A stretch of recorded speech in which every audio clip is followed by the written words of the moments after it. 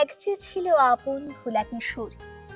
School তার ভালো লাগতো না, সহ্য হতো না পড়াশোনার ঝামেলা।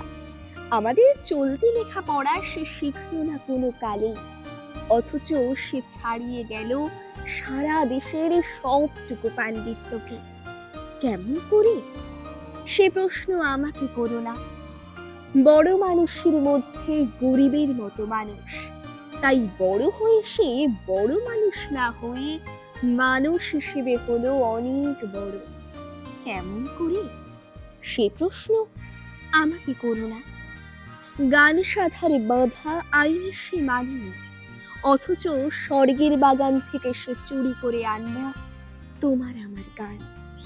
কবি সে, ছবি আঁকার অভ্যাস ছিল না ছোট বয়সে, অথচ শিল্পী বলে সেই পেল শ্রেষ্ঠ শিল্পীদের সম্মান। কেমন করে? সে প্রশ্ন আমাকে করো না। মানুষ হলো না বলে যে ছিল তার দিদির আক্ষেপের বিষয়, অনেক দিন অনেক বিদ্রোহ যাকে করেছে আহত, সেই একদিন চমক লাগিয়ে করল দিগ্বিজয়। কেউ তাকে বলল বিশ্বকবি, কেউ বা কবিগুরু। উত্তর দক্ষিণ পূর্ব পশ্চিম চারিদিক করল প্রণাম। তাই আজও পৃথিবী অবাক হয়ে তাকিয়ে বলছে কেমন করে? সে প্রশ্ন আমাকে করো না।